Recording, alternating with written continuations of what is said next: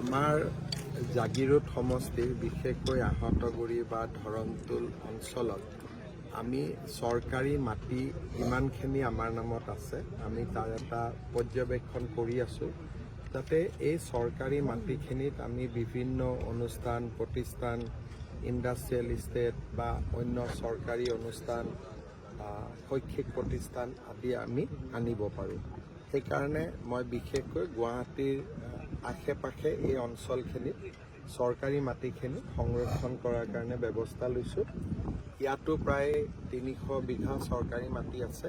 মই আজি চাই গ'লোঁ আৰু মাটিখিনি যাতে সংৰক্ষণ হৈ থাকে। এতিয়া কোনো আঁচনি নাই, খালি সংৰক্ষণ যাতে হৈ থাকে, এইটোৱে মেইন কথা।